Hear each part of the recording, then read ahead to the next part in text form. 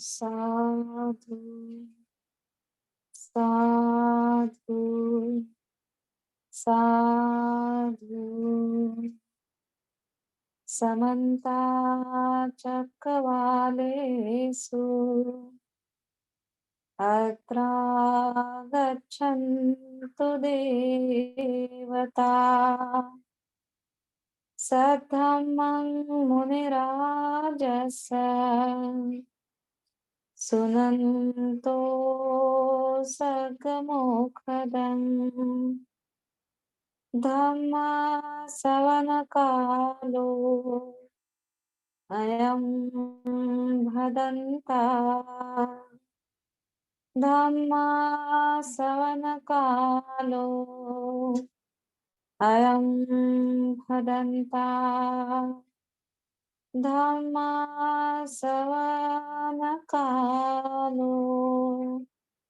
अयं भदन्ता।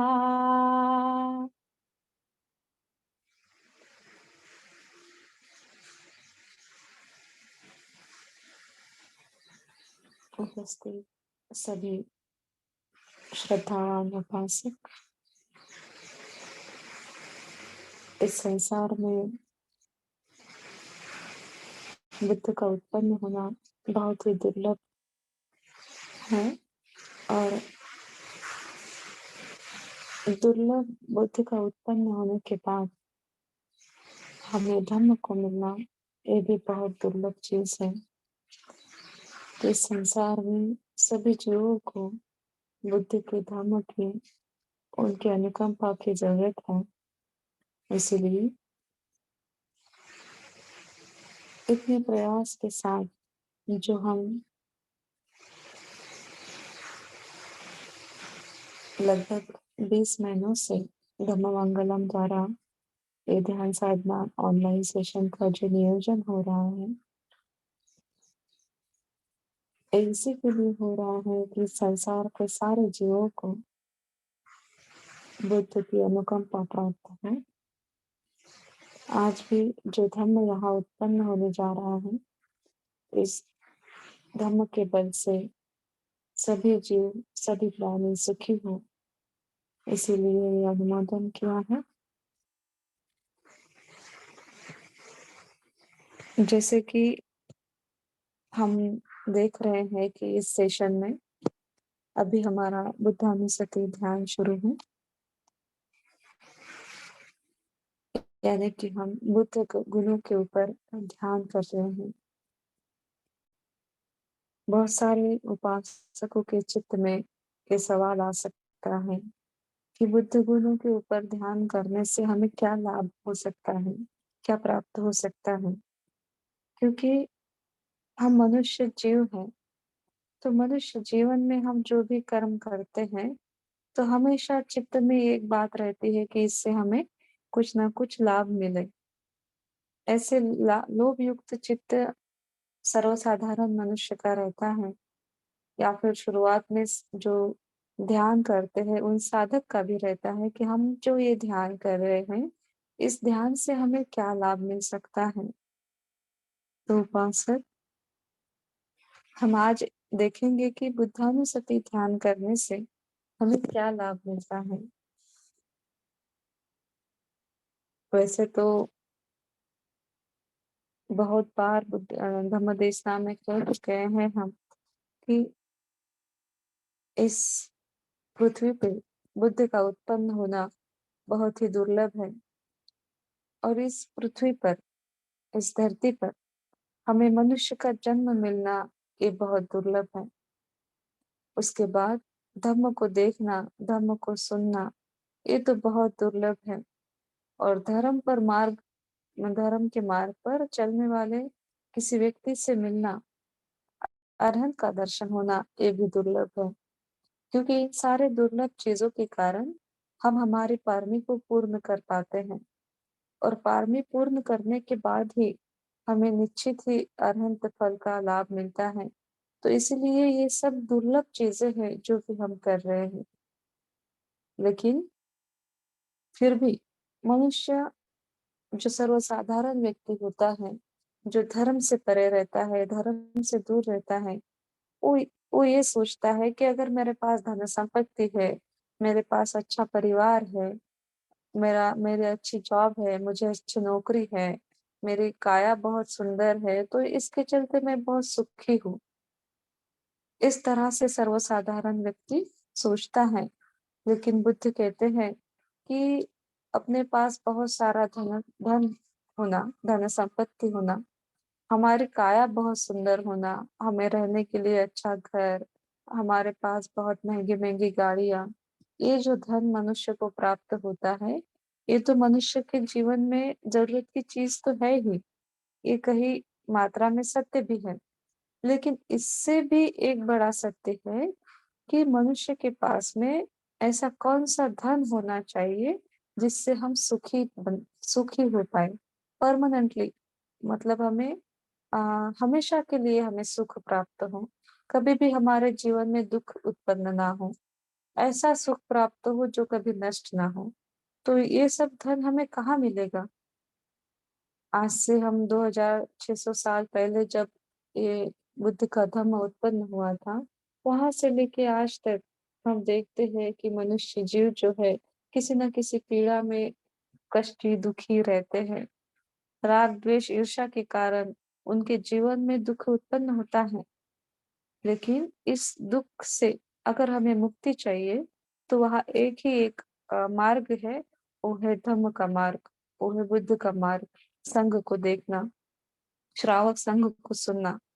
तो बुद्ध ने अपने बुद्ध शासन में 2 ऐसे धन बताए हैं, जिस धन से व्यक्ति जो है वो सुखी और समाधानी होता है।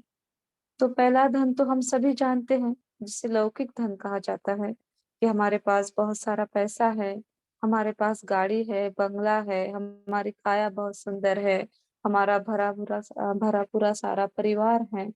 तो ये तो धन एक है ही मनुष्य जीवन के लिए, जिसे सर्वसाधारण धन कहा जाता है। क्योंकि ये जो सारा धन है, हमारा पैसा, हमारी गाड़ी, हमारा बंगला, हमारी सुंदर काया, हमारा बहुत बड़ा परिवार, ये धन तो हमें मृत्यु जब हमारा हो जाएगा, मरने के बाद इस धन को हमें यही छोड़ के जाना है।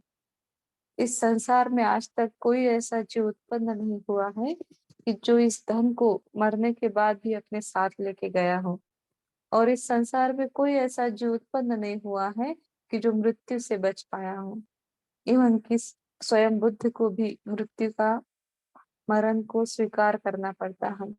हम तो सर्वसाधारण जीव है कि जो जीव इस संसार में जन्म लेता है, उसका मृत्यु निश्चित है, तय है। वो आज हो, कल हो, 100 साल बाद हो, लेकिन उसका मृत्यु जो है, वो निश्चित होता है। तो जब इंसान का मृत्यु आ जाता है, इंसान मरण को प्राप्त करता है, मौत के पास जाता है, तो ये लौकिक धन को वो अपने साथ में नहीं लेके जा सकता। अपना पैसा, अपनी गाड़ी, अपना धन, अपना बंगला, अपनी सुंदर काया, ये हम कभी साथ में नहीं लेके जा सकते। तो फिर ऐसा कौन-सा धन है जो हम साथ लेके जा सकते हैं? और ऐसा कौन-सा धन है कि जिसका लाभ बहुत दुर्लभ है? तो बुद्ध ने कहा है कि ऐसा एक धन है जिसका लाभ होने से व्यक्ति दुर्मिल बन जाता है और उसका लाभ होने से मृत्यु के बाद भी, मरण के बाद भी व्यक्ति उस धन को साथ में लेके जा सकता है, जिसे कहते हैं लोकुत्तर धन। लोकुत्तर धन यानी जिसे मुक्ति का धन कहा गया है, भगवान बुद्ध के मार्ग में जिसे मुक्ति का धन कहा गया है। मुक्ति का धन इसलिए क्योंकि इस धन के लाभ से व्यक्ति जो है अपने जो जन्म मृत्यु का जो ये भव चक्र है, उससे मुक्त होते जाता है, धीरे-धीरे उससे मुक्त होते जाता है। तो इसीलिए उसे मुक्ति का धन कहा जाता है। वही अलौकिक धन है, अलौकिक संपत्ति है। तो जब भी हम बुद्धानुसति ध्यान करते हैं, जो भी साधक बुद्धानुसति ध्यान करते हैं, तो उन्हें 7 प्रकार का धन प्राप्त होता है।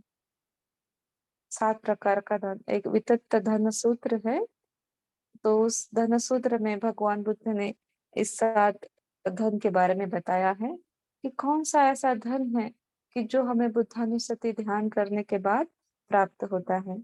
तो सबसे पहला धन है कि श्रद्धा धन। श्रद्धा धन हमें प्राप्त होता है जब भी हम बुद्धानुස්සति ध्यान करते हैं। हम जानते हैं कि जब भी धर्म के मार्ग पे जब हम आगे बढ़ने लगते हैं, तो सबसे पहली चीज़ हमारे पास होनी चाहिए, वो है श्रद्धा। अगर किसी के पास श्रद्धा ना हो, तो वो व्यक्ति ना कभी शील को धारण कर सकता है, ना कभी दान कर पाएगा, ना कभी पुण्य काम में वो खुद को एंगेज कर पाएगा, क्योंकि उसकी श्रद्धा जो है, वो कमज़ोर होती है। लेकिन जो भी साधक बुद्धानुස්සति ध्यान करते हैं, उनकी श्रद्धा धीरे-धीरे, धीरे-धीरे बहुत बढ़ जाती है। उसकी श्रद्धा बुद्ध के गुणों के प्रति बहुत बढ़ जाती है। जैसे-जैसे व्यक्ति बुद्ध के गुणों को पठन करता है, तो परिपूर्णता से अंदर उसके एक जागरूकता उत्पन्न होती है।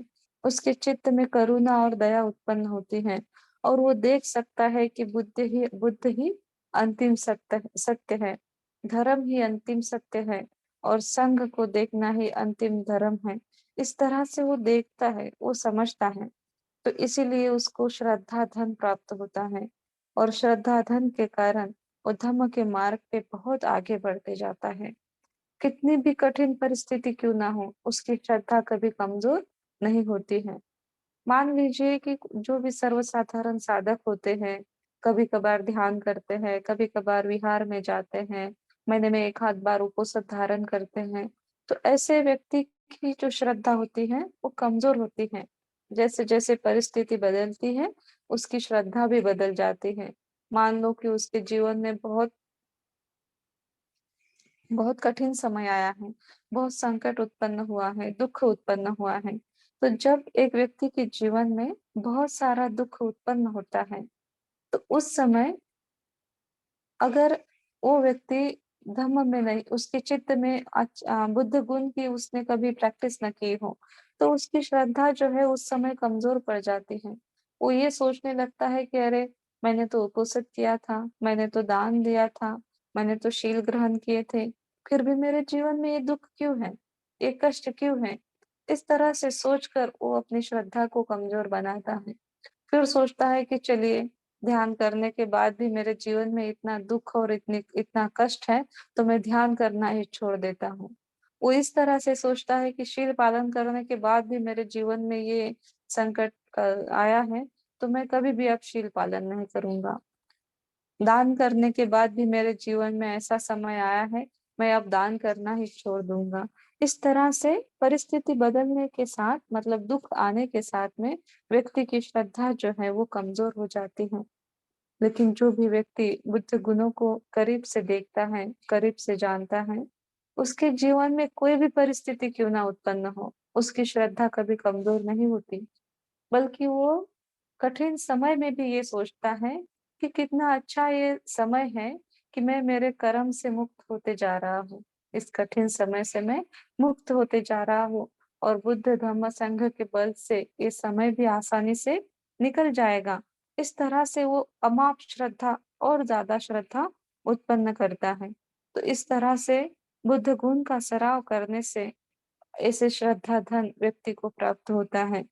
भगवान बुद्ध के समय भी एक ऐसा व्यक्ति था जो भिखारी था, भिक्षा माँग के वो खाना खाता था। एक समय ऐसा हुआ कि उसका नाम था सुप्रबुद्ध सुप्रबुद्ध उसका नाम था, वो भिखारी का। तो एक समय ऐसा होता है कि वो देखता है एक जगह भगवान बुद्ध अपनी धम्मदेशना देते हुए भगवान बुद्ध होते हैं श्रावस्ती में। तो श्रावस्ती में भगवान बुद्ध जब अपनी धम्मदेशना देते हैं, तो बहुत सारे वहाँ लोग जम जाते हैं भगवान बुद्ध का प्रवचन सुनने के लिए, बहुत जमाव हो जाता है। तो सुप्रबुद्ध देखता है कि वहाँ बहुत भीड़ है, तो उसे लगता है कि ज़रूर वहाँ खाना वगैरह बँट रहा होगा, इसीलिए यहाँ इतनी भीड़ है, ज़रूर कोई कार्यक्रम है, तो मुझे आसानी से खाना मिल जाएगा। इस ऐसी सोच रखकर वो भीड़ के पास जाता है। तो भीड़ के पास जाता है तो देखता है कि कोई तो भी एक व्यक्ति बहुत ऐसे अलौकिक जिसकी काया है, बहुत ही दुर्लभ उसकी काया है, ऐसे कोई व्यक्ति कुछ तो भी धम्म सिखा रहे हैं। तो भगवान बुद्ध होते हैं जो धम्म सिखा रहे होते हैं। तो बुद्ध के वचन सुनकर वो एकदम से प्रभावित हो जाता है और वो बुद्ध की धम्मदेशना सुनता है, सुप्रबुद्ध। और जैसे ही बुद्ध अपनी धम्मदेशना खत्म करते हैं, तो खत्म करने के तुरंत उसी क्षण सुप्रबुद्ध जो है अपने पारमी को परिपूर्ण कर श्रोतापन्न फल को प्राप्त करता है। और श्रोतापन्न फल को प्राप्त करते ही उसकी श्रद्धा जो है बहुत ज्यादा बुद्ध धम्म संघ के प्रति बढ़ जाती है। हालांकि आज से पहले उसने कभी भी बुद्ध को देखा नहीं था, उसने कभी भी धम्म को सुना नहीं था, ना इससे पहले उसने कभी संघ को देखा था।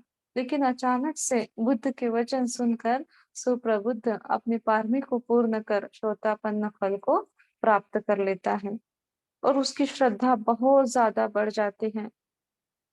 आपको पता होना चाहिए कि जब कोई व्यक्ति श्रोतापन्न फल को प्राप्त करता है, तो उसकी श्रद्धा जो है वो अमाप बढ़ जाती है। कभी भी किसी भी जीवन में जब तक कि वो अरहंत फल को प्राप्त नहीं करता है, तो उसकी श्रद्धा कभी भी नीचे नहीं आती बुद्ध के प्रति। बुद्ध धम्म संघ के प्रति उसकी श्रद्धा कभी भी नष्ट नहीं होती या कभी कमजोर नहीं पड़ती। कोई भी परिस्थिति क्यों ना हो, उसकी श्रद्धा बस बढ़ते जाती है, बढ़ते जाती है। इस तरह से श्रोतापन्न व्यक्ति का ये भी गुण है कि उसकी श्रद्धा बहुत बलवान होती है धम्म के प्रति, बुद्ध के प्रति। तो वहां जो उपस्थित सुगति लोक के जो जीव होते हैं, देवता लोग भी उस धम्मदेशना को सुन रहे होते हैं। तो देवता लोग समझ जाते हैं कि सुप्रबुद्ध श्रोतापन्न हो गया है। तो सुप्रबुद्ध को चेक करने के लिए देवता लोग क्या करते हैं कि देखते हैं कि निश्चित ही सुप्रबुद्ध श्रोतापन्न हुआ है या नहीं।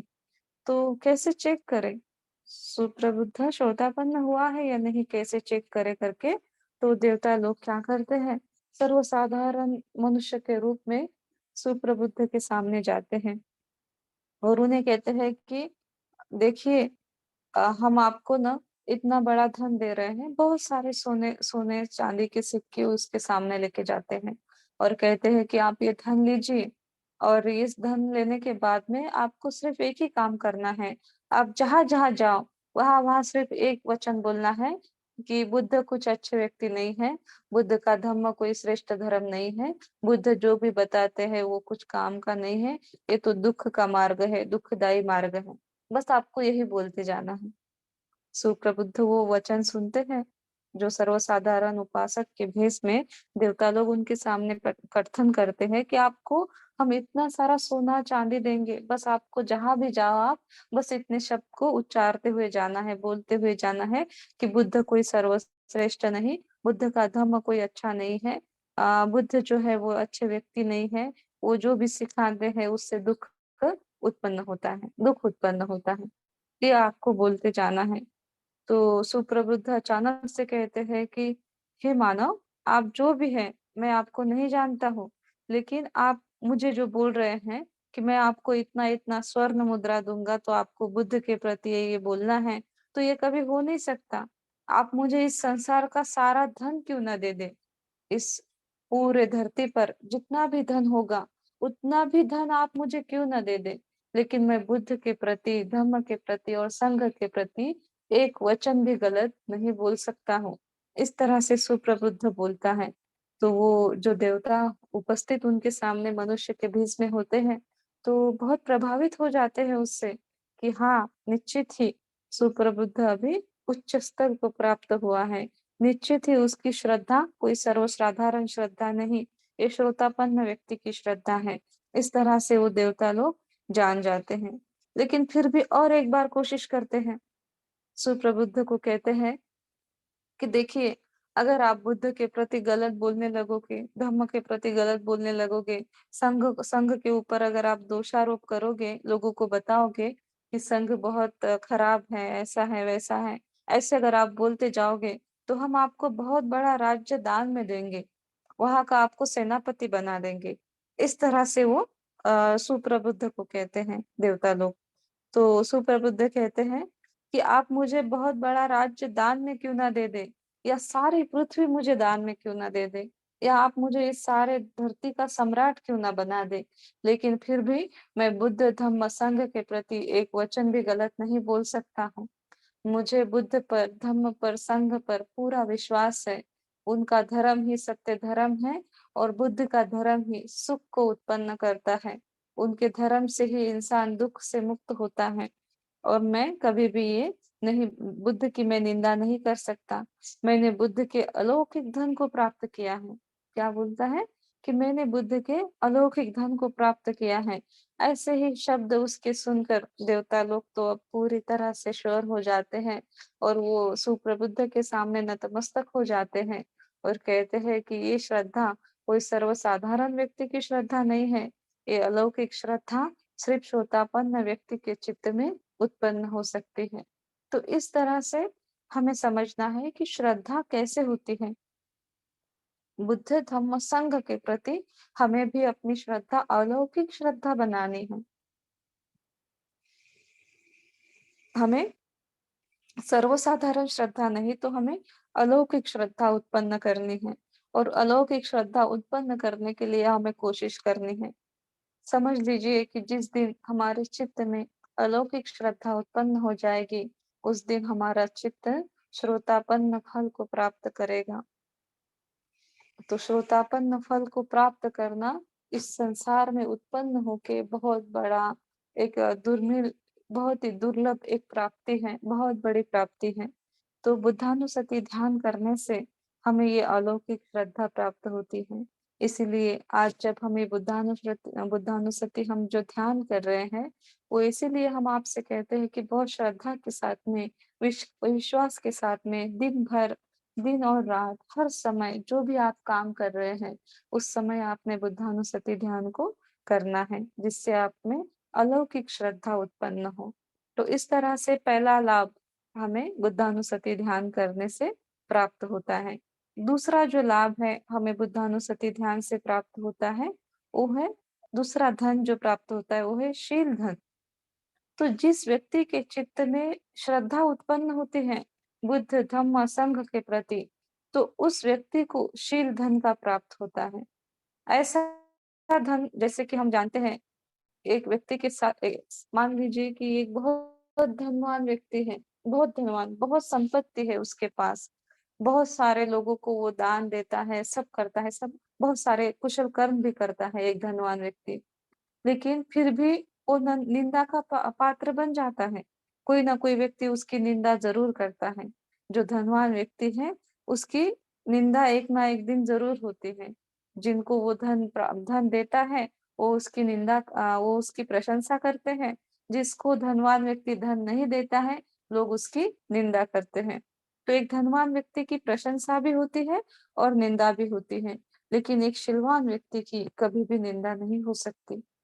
धनवान व्यक्ति जो है वो पैसों से अपनी अपनी जो है ख्याति बनाता है, अपना नाम बनाता है, पैसों के कारण अपना नाम बनाता है। लेकिन एक शीलवान व्यक्ति अपने शील के कारण हर जगह प्रचलित होता है। एक बार बुद्ध आनंद से कहते हैं कि आनंद, इस संसार में कौन सा ऐसा गंध है जो 10 दिशाओं में जाता है। जो लोग भगवान बुद्ध जिस गंध कुटी में श्रावस्ती में रहते थे, तो बहुत सारे लोग भगवान बुद्ध के पास में आके बहुत सारे सुगंधित द्रव्य लाकर भगवान बुद्ध को दान देते थे। अगरबत्ती में मोमबत्ती प्रज्वलित करते थे। बहुत सारे सुगंधित दियों के साथ में भगवान बुद्ध को वंदन करते थे। बहुत सारे सुगंधित फूलों के साथ, पुष्प के साथ भगवान बुद्ध को वंदन करते थे। तो जैसे भी हवा चलती थी, तो वो फूलों का गंध, वो सुगंधित द्रवों का गंध, वो अगरबत्ती मोमबत्ती का गंध गंध जो है, वो विशेष एक दिशा में जाता था। विशेष दिशा में जाने से भगवान बुद्ध उसी पर धम्मदेशना देते हैं और भंते आनंद से पूछते हैं कि आनंद, आप देख रहे हैं कि ये जो गंध है, ये जो सुगंध है, ये एक विशेष दिशा में जा रहा है। जिस तरह से हवा चल रही है, उसी दिशा में ये सुगंध जा रहा है। लेकिन ऐसा कोई गंध इस पृथ्वी पर उत्पन्न है क्या कि जो 10 दिशाओं में जाए? तो उस समय भगवान आनंद कहते हैं कि भगवान, ऐसा कौन सा गंध है जो 10 दिशा में जाए? ऐसा कौन-सा सुगंध है जो 10 दिशाओं में जाए? तो उस समय भगवान बुद्ध भिक्षु संघ को उपदेश करते हुए बोलते हैं कि भिक्षुओं, इस संसार में जो भी सुगंधित द्रव हैं जो भी धन है, उसका जो गंध है, वो एक विशेष दिशा में जाता है।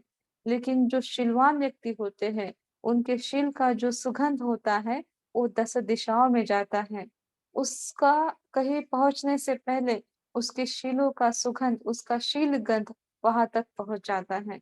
तो इस तरह से जो व्यक्ति बुद्धानुස්සति ध्यान करते हैं, जिसके चित्त में श्रद्धा उत्पन्न होती है, उनको शील धन प्राप्त होता है। परिस्थिति चाहे कोई भी हो, अपने शील को वो कभी भी ब्रेक नहीं करते, कभी भी नहीं तोड़ते। हम देखते हैं ना कि बहुत सारे प्रश्न भी धम्मदेशना के बाद उपस्थित होते हैं कि मैम हम शील पालन करने की बहुत कोशिश करते हैं, लेकिन कोई ना कोई परिस्थिति ऐसे उत्पन्न हो जाती है कि शील अपना टूट जाता है, ब्रेक हो जाता है। लेकिन जब भी आप बुद्धानुස්සति ध्यान करो, बुद्ध के गुणों के बारे में सोचो, बुद्ध के गुणों को देखो, तो हम देखते हैं कि कितने बुद्ध के गुण जो है ये अलौकिक है। ऐसे गुण तो संसार में किसी भी पुरुष के हो नहीं सकते। तो ये जो गुण भगवान बुद्ध के अंदर आए हैं, तो हम देखते हैं कि बुद्ध बहुत शीलवान थे। बुद्ध का धम्म अपने आप में बहुत पवित्र था और इस पवित्रता के कारण बुद्ध जो है, ये बुद्ध के गुण जो है ये अलौकिक हो गए हैं। तो इस तरह से उस गुणों के प्रति भगवान बुद्ध के शील के प्रति बहुत श्रद्धा उत्पन्न हो जाती है और उस श्रद्धा के कारण, उस ऊर्जा के कारण व्यक्ति जो है अपने शील की रक्षा करता है। अपने शील को वो कभी टूटने नहीं देता। 10 दिशाओं से उसके शील की रक्षा होती है। उस पर कभी भी ऐसे परिस्थितियाँ उत्पन्न नहीं होती, जहाँ उसके शील ब्रेक होने लगे। तो इस तरह से एक श्रद्धावान व्यक्ति को शील धन प्राप्त हो जाता है। तो ये अपनी दूसरी प्राप्ति है, जो व्यक्ति बुद्धानुස්සति ध्यान करते हैं, ये उनका दूसरा लाभ है कि उनको शील धन प्राप्त होता है। तीसरा जो लाभ है, एक बुद्धानुස්සति ध्यान करने वाले व्यक्ति में जो तीसरा लाभ उत्पन्न होता है, उसे कहते हैं हिरि धन। हिरि धन यानी पाप कर्म करने से उसको लज्जा आती है। हम देखते हैं संसार में जब भी हम व्यावहारिक जीवन जीते हैं, सांसारिक जीवन जीते हैं, तो बहुत सारे अकुशल कर्म हमसे घट जाते हैं, हो जाते हैं। तो मनुष्य अकुशल कर्म कैसे करता है कि हमें कोई देखे नहीं। हम जो पाप कर रहे हैं, इसके बारे में कोई जाने नहीं। लेकिन जो श्रद्धावान व्यक्ति होता है, जिसको श्रद्धा धन प्राप्त हुआ हो, जिसको शील धन प्राप्त हुआ हो, उसको हिरि धन प्राप्त होता है। हिरि धन प्राप्त होना यानी चाहे वो उपासक अकेला हो या वो भीड़ में हो, लोगों के सामने हो या लोगों के पीठ पीछे हो, वो कभी भी अकुशल कर्म कर नहीं सकता। अकुशल कर्म करने से उसको लज्जा लगती है। उसके चित्त में पाप कर्म करने से पहले लज्जा उत्पन्न होती है, तो उसको वो हिरि धन प्राप्त होता है। ये धन भी बहुत महत्वपूर्ण है। हम हमेशा जब धम्म के मार्ग पे चलते हैं, तो हमें लगता है कि लोग हमें अच्छा समझे, लोग हमें अच्छाई के साथ में देखें। तो जो भी हम में अकुशल भावना उत्पन्न होती है, उसको हम छुपा के रखते हैं, लोगों के सामने आने नहीं देते। या फिर कभी-कभी जब भी हम पाप कर्म करते हैं, अकुशल कर्म हमसे घट जाता है, हो जाता है, तो हम लोगों से बचा के उसको करते हैं, ताकि हमें ये पाप करते हुए कोई देखे नहीं। लेकिन जो भी श्रद्धावान उपासक होता है, जो शीलवान उपासक होता है, वो अकेले में भी पाप कर्म करने से लज्जित होता है। वो अकेला भी रहे, तो वो अकुशल चित्त अगर उसके मन में उत्पन्न हुआ हो, किसी के प्रति उसके चित्त में राग, द्वेष, ईर्ष्या उत्पन्न हुई हो या किसी चीज़ को प्राप्त करने के लिए उसके चित्त में लोभ उत्पन्न हुआ है, तो वो एक श्रद्धा धन और शील धन प्राप्त किया हुआ उपासक, वो जानता है कि मेरे चित्त में राग उत्पन्न हुआ है। वो जानता है कि मेरे चित्त में लोभ उत्पन्न हुआ है और वो जानता है कि मेरे चित्त में किसी चीज़ को पाने की इच्छा उत्पन्न हुई है, तो ये अकुशल है। इस तरह से वो जानता है और अपने चित्त में ही उसको वो नष्ट करने की कोशिश करता है। तो इस तरह से श्रद्धावान उपासक को ही धन प्राप्त होता है। वो ना ही भीड़ में और ना ही अकेले में कभी भी वो पाप कर्म नहीं करता है। उसके बाद चौथा लाभ बुद्धानुස්සति ध्यान से मिलता है, वो है ओतप्प धन। ओतप्प धन यानी उसको भय होता है, भय उत्पन्न होता है। किस चीज़ का भय उत्पन्न होता है? जो भी श्रद्धा धन को प्राप्त करता है, शील धन को प्राप्त करता है, हिरि धन को प्राप्त करता है, उसको ओतप्प धन प्राप्त होता है। ओतप्प धन प्राप्त होना यानी कि उसके चित्त में अकुशल कर्म के प्रति भय उत्पन्न होता है। वो जानता है कि अगर मैं जो भी कर्म करूँ, इसका फल मुझे एक ना एक दिन आना ही आना है। और वो जब भी अकुशल कर्म करता है, उसके लिए, उसके फल के लिए उसके चित्त में भय उत्पन्न होता है। इस संसार में जितने भी अकुशल कर्म होते होंगे या हमसे जो भी अकुशल कर्म होता होगा, वो इसलिए होता है कि चित्त में कर्म के फल के प्रति भय नहीं है। इंसान अभी इस चीज़ से अनजान है, अविद्या में है कि वो ये नहीं सत्य को जान रहा है कि मैं जो भी कर्म करूँगा, इसकी सज़ा मुझे आज मिले, कल मिले, 100 साल बाद मिले, लेकिन इसकी सज़ा मुझे मिलनी ही मिलनी है। इस सत्य को वो नहीं जानता है। वो ये जानता है कि चलो, जो भी कर्म करूँ मैं आज, उसकी सज़ा मुझे नहीं मिलेगी। आज तो मैं बहुत खुश हूँ, इस कर्म से तो मुझे बहुत लाभ मिला है। ये पाप कर्म करने से तो मेरी बहुत उन्नति हुई है, मुझे बहुत धन संपत्ति का लाभ हुआ है। इस तरह से वो सोचता है, वो अविद्या में रहता है। अविद्या में ऐसे रहता है कि उसके चित्त में पाप कर्म करने के लिए भय उत्पन्न नहीं होता। लेकिन ओतप्प धन को प्राप्त किया हुआ उपासक, उसके चित्त में हमेशा पाप करने के लिए भय उत्पन्न होता है, क्योंकि वो जानता है कि बुद्ध वचन है कि इंसान जो भी कर्म करे, उसका फल उसे निश्चित ही मिलना है। इंसान के कर्म के फल से बुद्ध भी उनको बचा नहीं सकते हैं। तो इस तरह से एक श्रद्धावान उपासक, ऐसी श्रद्धा उत्पन्न होती है कि वो बुद्ध के हर वचन को जानता है। इसीलिए उसके चित्त में पाप कर्म करने के लिए भय उत्पन्न होता है। तो ये भी एक बहुत बड़ा धन है, बहुत बड़ा लाभ है। इस धन के लाभ से व्यक्ति पाप कर्म करने से खुद को दूर रखता है, क्योंकि वो जानता है कि अगर मैं ये पाप करूँगा, तो इसका फल मुझे एक ना एक दिन मिलना ही मिलना है। उसके बाद व्यक्ति को 5वाँ धन प्राप्त होता है, उसे कहते हैं श्रुत धन। श्रुत धन यानी एक श्रद्धावान व्यक्ति, एक शीलवान व्यक्ति हमेशा धम्म को सुनते रहता है। ये भी एक धन संपत्ति है, व्यक्ति को प्राप्त हुई एक धन संपत्ति है। धम्म श्रवण करना ये भी एक पुण्य कर्म है, एक कुशल कर्म है। तो श्रद्धावान उपासक को श्रुत धन प्राप्त होता है। तो बुद्धानुස්සति ध्यान करने से उनको क्या होता है? धम्म के प्रति श्रद्धा जागती है। जहाँ-जहाँ धम्म उत्पन्न होता है, वो उपासक खुद के चित्त को वहाँ-वहाँ लेके जाता है। इस पुण्य कर्म के कारण उसको 10 दिशाओं से धम्म सुनने को मिलता है।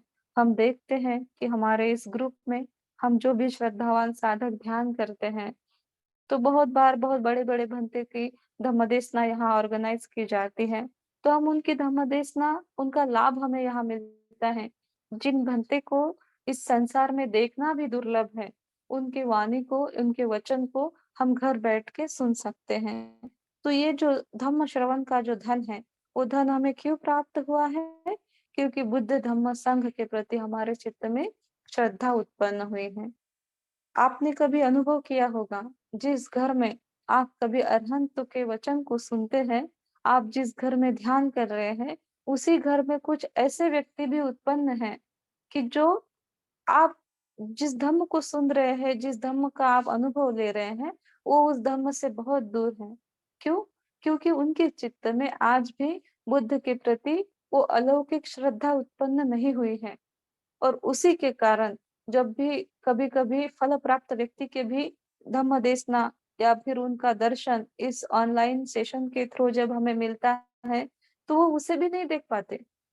कभी-कभी ऐसी परिस्थिति उत्पन्न होती है, हम सोचते हैं कि चलिए हमारे घर के इतर सदस्य भी इस भंते को देखें, इनकी वचन को सुने, लेकिन कोई ना कोई उनको ऐसा वर्क आ जाता है, काम आ जाता है कि उस काम के चलते वो घर से बाहर निकल जाते हैं। उस समय जब तक भंते ऑनलाइन रहेंगे, जब तक वो घर आ ही नहीं सकते हैं। क्यों ऐसे होता है? क्योंकि उनके चित्त में श्रद्धा धन नहीं है। श्रद्धा धन होने से ही हमें दुर्लभ व्यक्ति के दर्शन मिलते हैं। हमें धम्म श्रवण की संपत्ति प्राप्त होती है। बुद्ध कहते हैं कि अपना जो सुना हुआ धम्म है, वो हमें कठिन से कठिन समय में भी मदद करता है।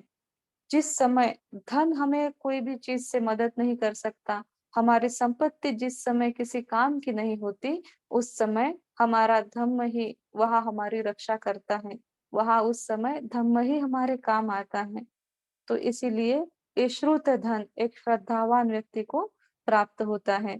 तो ये 5वीं उपलब्धि है, जब हम बुद्ध गुण का सराव करते हैं, बुद्ध गुण के ऊपर ध्यान करते हैं, तो ये हमें 5वां लाभ होता है कि हमें श्रुत धन प्राप्त होता है, कि हम कहीं से भी, कहीं न कहीं से हमें अच्छा धर्म सुनने को मिलता है।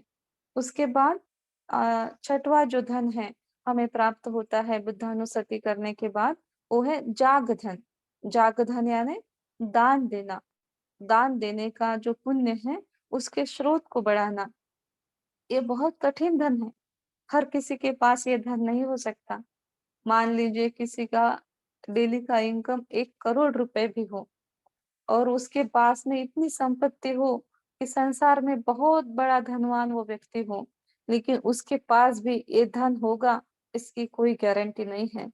ये जो धन होता है, दान देने का जो धन होता है, वो सिर्फ संसार में जिसके चित्त में बुद्ध धम्म संघ के प्रति श्रद्धा हो, उसी को ये धन का लाभ मिलता है कि वो दान दे सकता है। चाहे उसके पास बहुत अल्प ही संपत्ति क्यों ना हो, उस अल्प संपत्ति से भी, बहुत कम संपत्ति से भी वो धम्म के लिए, संघ के लिए दान देता है।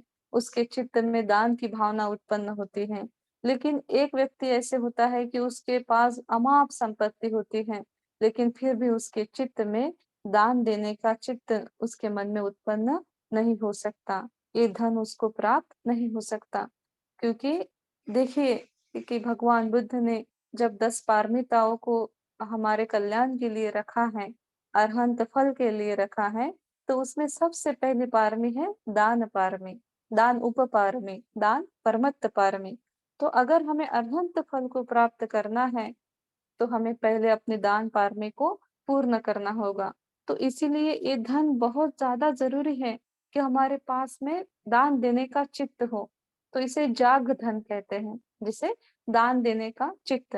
तो हमारे मन में दान देने का चित्त हमारे चित्त में उत्पन्न होना चाहिए। दान देने की भावना हमारे चित्त में उत्पन्न होनी चाहिए, तब न जाके हम हमारी दान पारमी को अच्छी तरह से पूर्ण कर पाएँगे। तो ये धन अपने पास कब आएगा? जब बुद्ध के प्रति बहुत ज़्यादा अलौकिक श्रद्धा उत्पन्न होगी। तो इसीलिए ये बुद्धानुसति ध्यान इसीलिए भी ज़रूरी है कि हमारे पास में जाग धन आ पाए, कि हम हमारी दान पारमी को पूर्ण कर पाएँ। दान पारमी को पूर्ण करने के लिए हमारे पास बहुत ज़्यादा धन होना ज़रूरी नहीं। इसके लिए हमारे चित्त में धम्म के प्रति, बुद्ध के प्रति, संघ के प्रति श्रद्धा होना ज़रूरी है। वो श्रद्धा के साथ में व्यक्ति छोटा-सा भी दान क्यों ना दे, लेकिन वो अपने दान पारमी को उस दान से पूर्ण कर पाता है। बुद्ध शासन में हमने कितने तो भी ऐसी कहानियाँ देखी हैं, कितने तो भी ऐसी घटनाएँ देखी हैं कि किस तरह से बुद्ध को छोटा-सा छोटा दान देकर व्यक्ति ने अपनी दान पारमी को पूर्ण कर अरहंत फल को प्राप्त किया है, सुगति का लाभ किया है, छोटा-सा छोटा दान देकर। तो बुद्ध धर्म में दान का कोई मोल नहीं होता। उसका कोई ऐसे छोटा या बड़ा नहीं होता, लेकिन उसकी श्रद्धा उसके पीछे क्या है, उसका मूल्यमापन होता है। और जितनी बड़ी श्रद्धा और कित ब बहुत बड़ी श्रद्धा के साथ व्यक्ति छोटा-सा दान भी क्यों ना करे, तो उसकी दान पारमी पूर्ण हो जाती है। तो इसीलिए ये जाग धन अपने पास होना बहुत ज़रूरी है। हमने हर दिन इसके लिए, इस धन को प्राप्त करने के लिए कोशिश करनी चाहिए। इसका मतलब ये नहीं कि हर रोज़ हमने संपत्ति दान करनी चाहिए। हम हर तरह से इस धन को प्राप्त कर सकते हैं। धम्म को सुनकर, धम्म को सिखाकर, पाली का अभ्यास कर कर, बुद्ध विहारों में जाके झाड़ू-पोछा लगाकर, श्रमदान देकर, धम्म के बारे में श्रद्धा को उत्पन्न कर, बुद्ध को फूल दान देकर, एक अगरबत्ती जलाकर, मोमबत्ती जलाकर, दिया जलाकर, अपने जो पूजनीय व्यक्ति हैं, उनकी पूजा कर, आदरणीय व्यक्ति का आदर कर, माँ-बाप की सेवा कर। इस तरह से हम इस जाग धन को उत्पन्न कर सकते हैं। इस को हम प्राप्त कर सकते हैं। ये भी एक दान है। उसके बाद में 7वाँ धन और बहुत ही ज़रूरी धन, जो भगवान बुद्ध ने कहा है कि बुद्धानुसति ध्यान करने के बाद आप 7 धन को प्राप्त कर सकते हैं। तो जो 7वाँ धन है, उसे कहते हैं प्रज्ञा धन। प्रज्ञा धन यानी धर्म को समझना।